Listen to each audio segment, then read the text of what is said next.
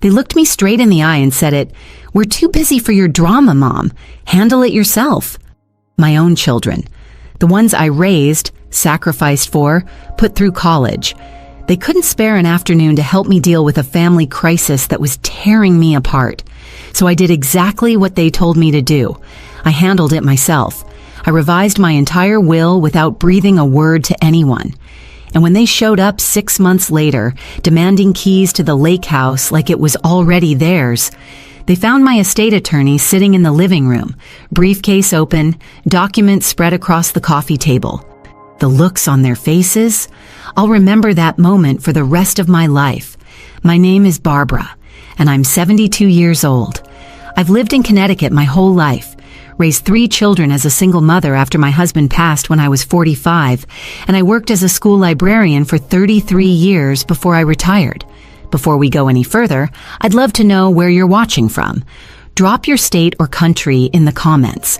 It helps me know I'm not alone in this, and honestly, your support means everything to me.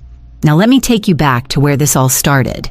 It was a Tuesday morning in March when I called my eldest daughter, Jennifer. She's 48, lives in Boston, works in finance, always busy, always. I needed to talk about something serious. My younger sister, Patricia, had been diagnosed with stage 4 cancer, and I was devastated. Patricia and I had been close our entire lives. She was only 67, vibrant, full of life just months before. The diagnosis hit like a freight train. "Jennifer, honey, I really need to talk," I said when she finally answered after 3 calls. "It's about Aunt Patricia." "Mom, I'm literally walking into a meeting. Can this wait?" "It's important. She's very sick and Look, I'll call you this weekend, okay? I really can't do this right now." The line went dead. She hung up on me. I sat there in my kitchen, phone still pressed to my ear, tears already forming. I told myself she was just stressed. Work pressure. I'd try my son, Michael. He's 45, lives in New Jersey, works in software development. We'd always had a good relationship. He'd understand. Michael's response was worse. "Mom, you know I love you, but you call about something being wrong every other week. Last month, it was your neighbor's tree falling. The month before that, it was your furnace. I have 3 kids, a demanding job, and Rachel is barely speaking to me because I work so much. I can't be your crisis hotline. Michael, this isn't about a tree or a furnace. This is about your aunt. She's dying and I need..." Then call hospice. Call her doctors. Call literally anyone else. "I'm too busy for this drama right now. Handle it yourself." Handle it yourself. Those 3 words echoed in my head long after he hung up. My youngest, Rachel, she's 41, lives in Philadelphia, teaches high school. She didn't even answer my calls. 3 times I tried. 3 times it went to voicemail. I sat in my house that entire day crying, not just about Patricia's diagnosis, though that was crushing enough. I cried because the 3 people I devoted my entire life to couldn't spare 15 minutes to let me share my grief. I thought about all the times I dropped everything for them. When Jennifer's marriage fell apart 8 years ago, who drove to Boston every weekend for 3 months to help with the kids? When Michael lost his job during the recession, who paid his mortgage for 6 months? When Rachel had a mental breakdown during her first year teaching, who took a leave of absence from work to stay with her? Me. Every single time it was me. But apparently, I'd become an inconvenience. My problems were drama. My need for emotional support was too much to ask. Fine. If they wanted me to handle things myself, I'd do exactly that. The next morning, I called my estate attorney, David Morrison. I'd worked with him years ago when my husband died, and I'd kept my will relatively simple since then. Everything split 3 ways among my children. The lake house in Vermont, the one my husband and I had bought 40 years ago and lovingly maintained, where we'd spent every summer with the kids. That was supposed to go to all 3 of them jointly. My savings, my retirement accounts, the house I lived in, all divided equally. "David, I need to schedule an appointment," I told him. "I want to completely revise my will." "Barbara, is everything all right?" His voice carried genuine concern. Everything's fine. I just need to make some changes. Significant changes. We met that Friday. I walked into his office with a clarity I hadn't felt in years. I wasn't doing this out of spite. At least that's what I told myself. I was doing this because my children had shown me exactly how they valued our relationship. They'd made their priorities crystal clear.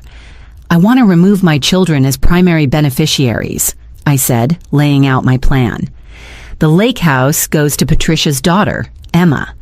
My niece has always loved that place, and she actually visits me. She calls just to check in. She brought me soup last winter when I had pneumonia without me even asking. David didn't blink. He'd been an attorney for 30 years and had probably seen worse family situations. And the rest of your estate? I'm setting up charitable trusts, the local library system where I worked for 3 decades, the Cancer Research Foundation treating Patricia, the women's shelter where I volunteer. My retirement accounts can fund scholarships for single mothers going back to school. My house can be sold and the proceeds split between these organizations.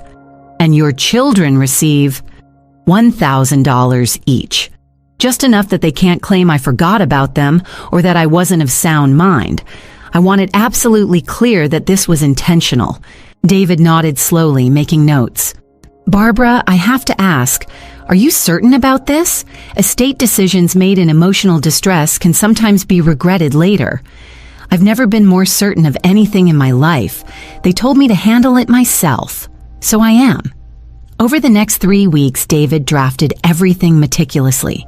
We included specific provisions that would make contesting the will nearly impossible. I underwent a cognitive assessment with a psychologist to document that I was of sound mind. We video recorded me explaining my decisions, calm and articulate, making it clear that no one had coerced or manipulated me. This was my choice, made with full awareness and intention. The hardest part wasn't making the decision, it was keeping it secret. Every time Jennifer called with some superficial conversation about her vacation plans, I wanted to scream. Every time Michael sent his obligatory monthly text asking how I was doing, I wanted to tell him exactly how I was doing. Rachel continued to be mostly absent, popping up every few weeks with some excuse about being overwhelmed with work. None of them visited. Not once during those months when Patricia was declining rapidly.